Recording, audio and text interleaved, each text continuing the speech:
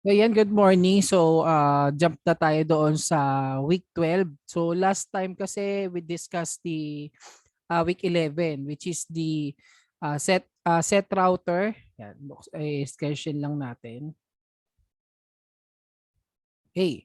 So it's all about um,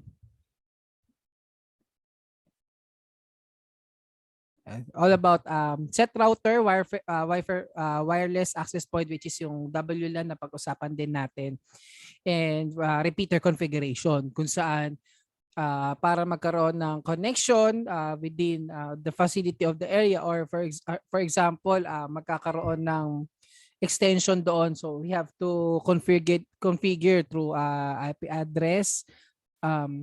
Pagka na-configure na po natin yon, ngayon sa week 12 natin we're going to test. Okay, so sabi dito, network testing is an investigation conducted to provide stakeholders with information about the quality of products or service under testing. Kasi para to determine kung nagkakaroon na ng connection, we have to test. So network testing can also provide objective independent view of the network to allow the business to appreciate and understand the risk of network implementation. Okay, so let's go to the slide. Kasi ang topic natin, input and testing configured computer networks. Now, our objective is to undertake final inspection of the configuration to conform the manufacturer's instructions manual. So nasunod na natin, nagawa na natin yung proper physical connection, and then na-configure na natin to the software. Now we're going to inspect. So ensure the configuration conforms the manufacturer's instruction manual. To check computer networks to ensure safe operation. So when it comes to implementation, dapat safe pa rin naman. Okay? Next naman natin is to complete reports according to the company requirement. So after with that, you're going to assess kung ano ba yung mga gumagana at hindi para ma-troubleshoot po natin. Going to the testing your computer network. So we have set up all the network switches, plug in all the cables, and configure all the computers. So nagawa na po yun. So the only task remains before you can declare that your network is finished. You must verify that the network works as expected to make sure na okay po yung connection nila. So we have the simple test that the network is very functional. So number one, the physical connections. So yung mga network hardware devices which is naka-ready. So naka-connect na rin yung mga LAN cables to that. Proper connection, the same as sa computer, cable management. Check the link light kasi pag nag-open na, make sure na nagbi-blink na po yan. So usually orange or yellow. Usually little red or green light, no? Depende kasi sa manufacturer. Pero usually sa system unit, orange eh. Nagbi-blink or yellow. Pero syempre sa mga ports na, sa mga switches and hubs natin, usually yellow ang anya. Okay? So it's lit on every computer. You must check on the light on the computer itself. On the switch or router, the computer is plugged into. Okay? So nakasaksak din yan, naka-on to make sure that the light nandoon. So if this light is auto new, you have the connection problem. So for example, nagkaroon ng nag-red, okay? So most probably there's an error or maybe signal or the connection. So verify. Secondly, you can log on. When you're sure that the physical connection are good, you should attempt to log on to each of your network computer using a valid domain user account. Okay? So, yung user account, when it comes na na-connect tayo doon, make sure na na-connect din tayo, makakapasok po tayo doon. So, check the network configuration. Okay, so paano ba ulit, sir? Yun, malalaman natin paano tayo mag-acquired ng testing. Okay? So, ito. So, for example, punta tayo sa command prompt. So, anin ko lang, CMD. So, okay, let's go to the IP config /all. So most probably, makikita po natin lahat dito ng information. Okay? So yung host name, yung Ethernet adapter, okay? Ano pa ba? Yan, ayusin natin. Okay. So makita din dito yung Ethernet wireless adapter network connection. Yan, naka-connect tayo doon sa Wi-Fi. Pero ito, yung IPv4 address. Yan. So ito po yung aking IPv version 4. Okay? And ito rin naman yung gateway. Okay? So default gateway kasi nga naka-connect nga tayo sa internet kung ano po yung default na gateway po natin. Okay? So as illustrated with that, yan. So this command will split out numerous lines of information. The line they're looking for to reassemble. So verify that the computer can ping each other. So another basic test to perform is to ping command from a command prompt or CMD to make sure that the computer network to contact one another. So magpiping tayo. So yung IPv4 is yan. So ito sa kanya 192.168.0.1. Okay? So ito yung .101 pala, sorry. So tayo, okay, ay 192.1 sorry. Ito IPv4, yan, 192.168.1.8. So what will be the possible na gawin natin? So ping, yan. So ping with stands for testing. Okay, nagbabato siya para malaman natin kung kasi yung ping pag madami, syempre it's possible na yung signal natin mahina. Pag nag-ping po tayo, okay, so isang ping, dalawang ping, it means na mabilis yung bato niya. Okay, para matest if the network is connected or ongoing. Okay, so ping lang natin 192.168. Okay, IPv4.1.8.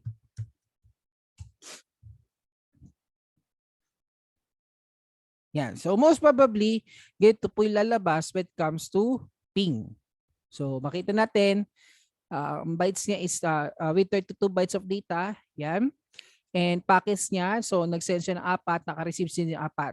Okay, so when it comes to that ping. So ibig sabihin, meron successful tayo. We have connection. Okay? So, yan, yung ping natin. Kung for example, ang pag-uusapan naman natin yung sa, ano natin, ipiping ko yung google.com or for example, the one-base internet, yung website natin. Ping. Yan, google.com. So, most probably, yan, ipiping din yung Google. So, makikita natin dito yung response. Kunyari, nag-type tayo ng google.com. Yung response niya, how we going to connect with the google.com. Okay? So, yan. So, round trip niya in milliseconds is 90 milliseconds. Maximum is 37. So, average. So, ibig sabihin, so, yung bilis po sa ating internet. Okay? Na makakonect sa ating google.com. Now, let's discuss about ping. So nauna nga yung actual ano natin. So ano ba ibig sabihin ng ping according to techtarget.com? Yan. So ping which comes to packet internet or internetwork grouper. So it is an internet program that allows the user to test and verify if the particular destination, which is the IP address na tinype natin kanina, so exists.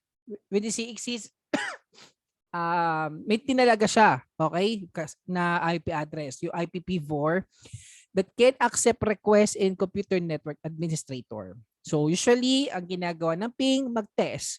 Okay? The acronym was contrived to match the submariner's term for the sound of a return sonar pulse. Kaya ping. Okay? Yung ano natin, yung tunog. But in network definition, of course, we ping with test. Okay? The IP address or the website to see if it's existing, it has a connection.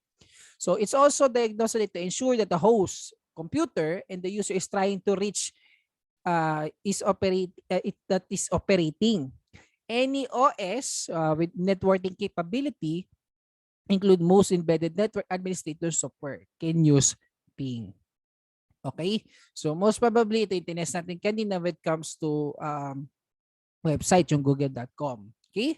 So yung ping din ay ginagamit din sa mga speed test po natin, 'di ba? Gumagamit tayo ng speedtest.com, yung mga other internet testing website. Okay? Para malaman yung speed po ng ating internet. So gumagamit din po yun ng ping. Okay? So bago tayo doon, so start is use a test of how the signal data travels from one place, like a computer, yan, to another and a website. So it's also used for troubleshooting and testing connectivity. Okay. So para malaman din natin yung ping sa natin sa test, so speed test tayo. So lahat naman tayo gumagamit nito, speedtest or test.com. Kung ano po yung ano ninyo. Uy, wala. So type na lang natin. Speedtest.net pala. Yan. Okay? So hintay lang natin. So usually ito, provider natin which is the PLDT. So makikita natin dito yung ping. Yan. Hintay lang natin. So we ping usually through milliseconds. Yan. Para magbato na ma-test po yung ating connection. Okay? So ayan, usually bumabato tayo sa 100 Mbps. Okay, so yun, para makita lang talaga natin yung purpose ng ping. Okay? So how does the ping work? Okay? So it's by sending an internet protocol message, internet control message protocol. So ICMP, it is an echo request to specific interface on the network and waiting for the reply. So parang nangyari yung ping, nagbigay ka ng message o nag-request ka. So ang bato dapat is yung resulta ng yung bilis ng pag-connect mo doon sa connection na yun. If this network is connected successful. So when the ping command is issued, a ping signal is sent to a specific address. So when the target host receives the echo request with response with the echo reply packet. So this approach serves two specific purposes. So to verify the target is also available and to determine the round trip time, or which is the latency. When you say latency, ito yung delay. Delay time ng round trip time natin. Okay? So as you can see, ito yung round trip time natin yan. So may usually may latency tayo. So usually sa live streaming, pag sinabi nating low latency, ibig sabihin may low delay. For example, itong real time na ginagawa ko, so may delay sa FB at YouTube ng mga 10-15 seconds. It depends on you. So para mag-capture ng mga susunod na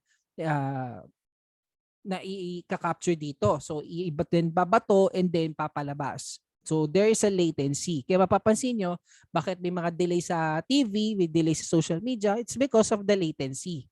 Okay? So RTT is a measure of how it took to receive a message response. So usually milliseconds. The process starts when the browser receives a request or server is completed when a response at the server is received. So RTT is a key performance of metric of web applications. So most probably after nyan, so by default, ping command send multiple requests, usually 4 or 5, and display the result. So pag na-display na, yun na po yung resulta ng testing natin when it comes to network.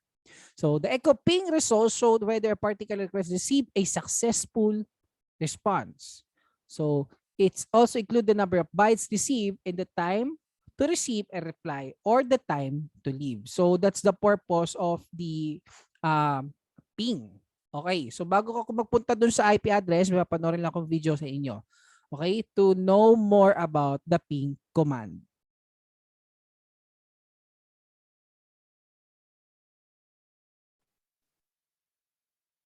Hello everyone. In this video, we're going to talk about one of the most widely used utilities that's used in networking, and I'm talking about the ping command. Now, the ping command is a simple tool that you can use to troubleshoot networking issues, such as network connectivity. So you can use it to test if you're connected to a local area network or if you're even connected to the internet. You can also use it to test if your network interface card is working correctly, and it's also used to test DNS issues such as name resolution.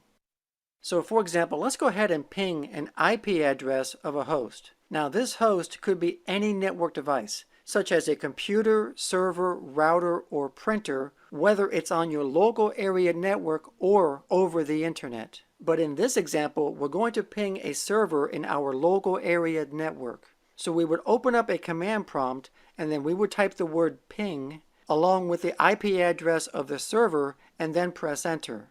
Then the ping utility will send out 4 data packets to the IP address of the server. Then our computer will wait for a response. Then the server will send the data packets back to us as a reply. And these replies are called echo reply requests. And these replies inform you about what's happening with the server we pinged. So for example, if we received a reply, then that is a good sign. Then that means that there is network connectivity between us and the server, whether that server is on your local area network or over the internet. So 4 packets were sent and then 4 packets were received.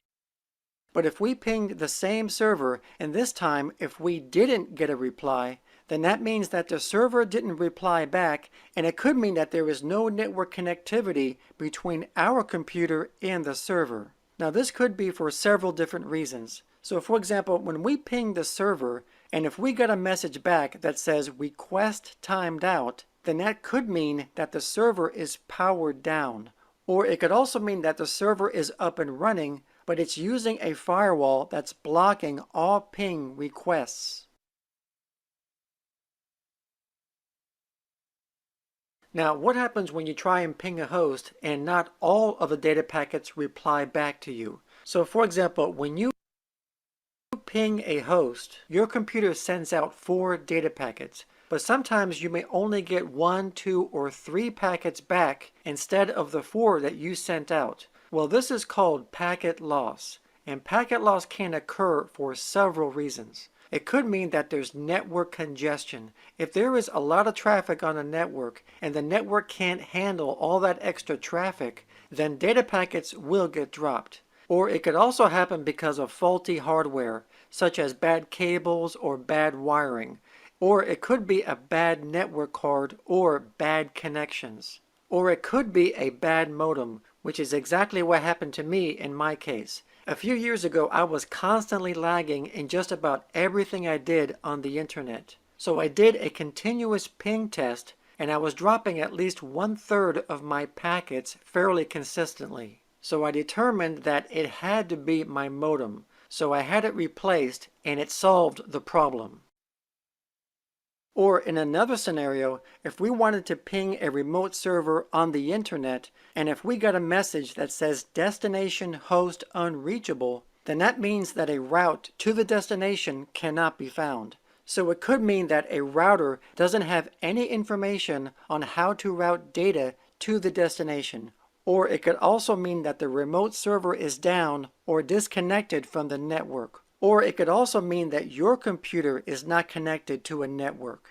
So let's use the ping command in a typical scenario. So suppose someone tells me that they don't have an internet connection because they can't access any web pages with their computer, which is a pretty common issue.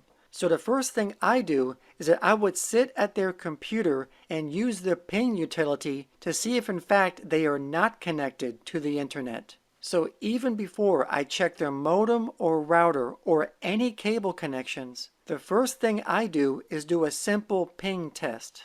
So I would open up a command prompt and see if I can ping a website such as yahoo.com. Now notice in this method, I'm actually pinging the domain name yahoo.com and not its IP address. Because by doing it this way, I'm also testing name resolution issues related to DNS. And also besides that, I don't have Yahoo's IP address memorized.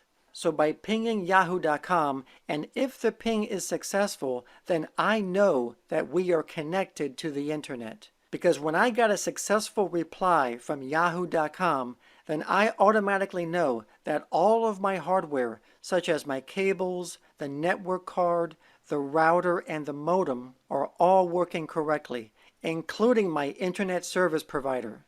So now I know that the reason that this computer can't bring up web pages is related to software and not hardware. So the problem is most likely with their internet browser, or it's a firewall issue. Hey, I'm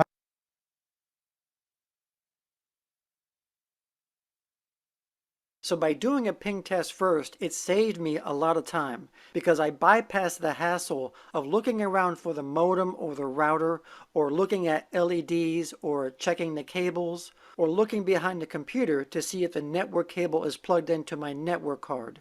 I simply sat down and did a simple ping test. So really, the only time you need to check your hardware is if the ping was not successful. However, even before you start checking hardware, you can also use the ping command to check other things, such as testing if your network interface card is working correctly. And this is called a loopback test. A loopback test will send out signals back to your computer for testing purposes. So at a command prompt, I would type ping and then the loopback IP address, which is 127.0.0.1. Or you can simply type ping localhost, which does the same thing. And if the ping was successful, then you can be assured that your network card is working properly. But if the loopback test failed, then there's a problem with your network card.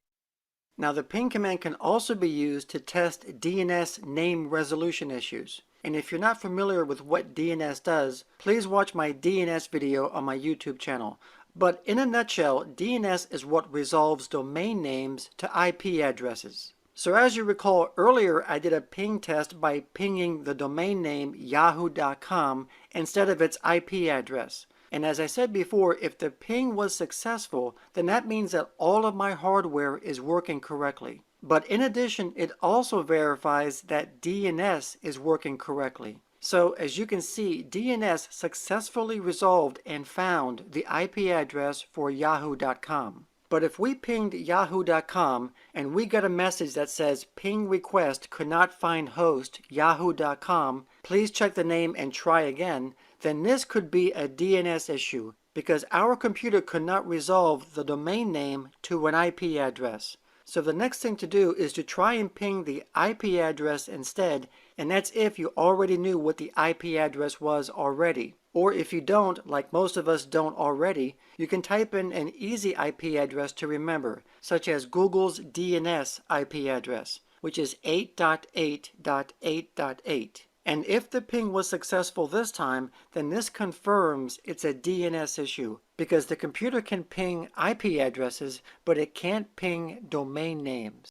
So to solve this, you can try a few things. You can try flushing your DNS by typing ipconfig/flush DNS at a command prompt, or you may want to check your DNS settings on your network card configuration. And it could also be a problem with the DNS servers themselves, or it could be a problem with your internet service provider.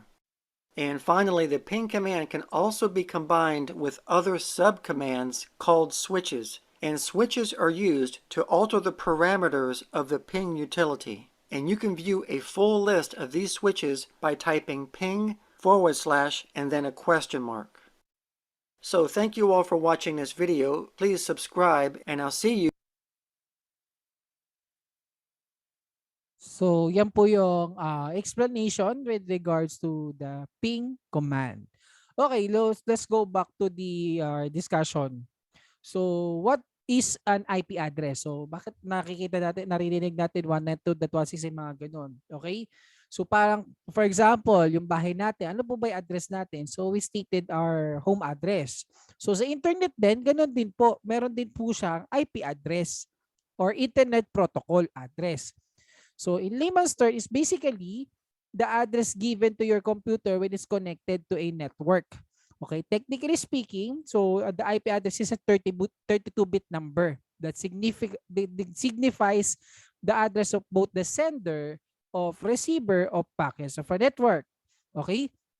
So, ito yung, kumbaga yung address po natin. So, ito po yung, kumbaga identical siya when it comes to the network. Okay?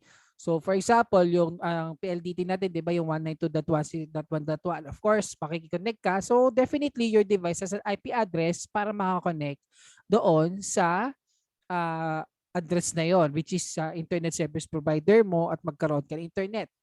Now, let's talk about the class of the IP address. So, we have to 1 hanggang 255. Usually, yan yung pinaka, natin, maximum. So, yung 255. Okay? So, 255, pagka class A kasi with going to the large network with many devices. So, yan yung class A. So, from 1.0.0.1 hanggang 126.255.255.254 kasi hindi pwede mag 255 kasi pag for example, possible kasi na for example 254 dito, pag 255 ano siya dito isa, magpa-plus 1 siya dito. Okay? So, next naman natin yung class P for the medium-sized networks yan. It starts to the 128 hanggang 191. Okay, yung starting na IP address.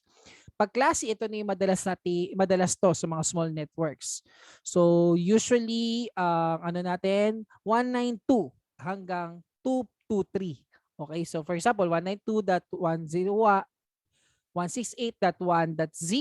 Okay, or depende po sa declaration po ninyo for the small devices. Class D naman, reserved for the multi-class groups. Yan. So, from 224 to 239. And class ito, 2.0 to 254. Ito yung for the future use with your research, development. Siguro by tomorrow, we'll be explaining more further with that yung sa other purposes. There are two types of IP address, which is the static and dynamic. So when it comes to static, as the name speaks, the static are those type of IP address that never change. Kumbaga, totally designated. So naka-assign na siya, so hindi na siya pwedeng baguhin. So no doubt this type of addressing is cost effective but could have a high security risk. Static IP address are mostly used by web, email, and gaming servers. Usually yun yung ginagamit. Kumbaga standard na sila. Who don't care much about hiding their locations. Unlike the dynamic, you can change your IP address. Okay? So each time the device logs into a network, this kind of IP address is very tough to trace and thus used by companies and business firms. So yan yung usually na ginagawa na IP address, pwede baguhin yung IP. You must be thinking as to who or what allocates this dynamic IP address every time the device logs in. This IP address are assigned using Dynamic Host Configuration Protocol or DHCP. So to set an IP address, so usually pwede ka naman mag-ping. Okay?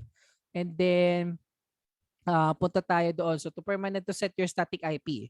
So dito sa Wi-Fi, kung nakikita nyo pa, check natin. Okay.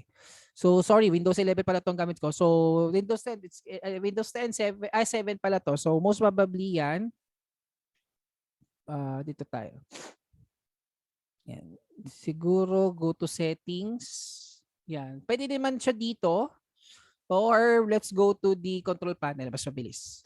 Kasi ito yung pinaka yung mas accessible sa lahat. Okay? Yan. So let's go to the yan. So network and internet. Yan yung network and sharing. Check natin Yan. So wireless network. Yan. So ito, for example, this one. So and then go to the change adapter settings. Yan. Sundin lang natin tong instructions. Yan. So for example, this one. Properties. Yan, yung Internet Protocol Service version 4. So okay. Oops, nangyari. Yan, settings ulit. So ito, tapos properties. So dito, pwede kasi tayo mag-state. Usually kapag may mga connection na tayo ng mga natin. Okay?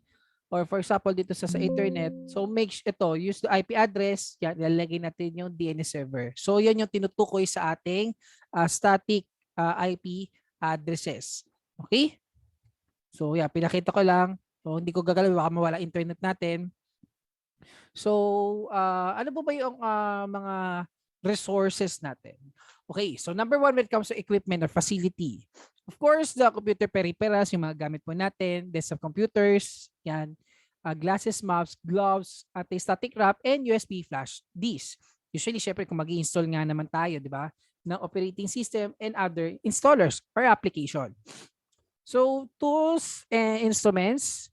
So, of course, multi-tester, kailangan pa rin, diagnostic software, appropriate software, mga pliers, screwdrivers, clamping, and punch down. Crimping kasi siyempre sa mga LAN cable. So magse-set up tayo network, sector cabling. Siyempre pag-ayos ng computer peripherals, ayusin din yung network.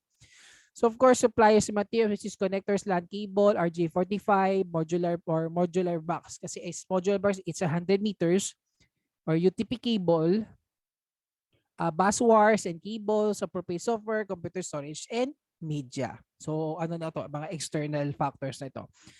But of course, ganun yung purpose natin on how to test, okay, and configure the network para magkaroon tayo ng computer connection sa ating computer. So that's the inspect and test configured computer networks natin. Okay? So nakita pa ba yung share screen ko? So hindi na ata. Okay. So stop natin. So yun yung lesson natin for today. Ayan, buti ang dami natin. Meron ba tayong questions?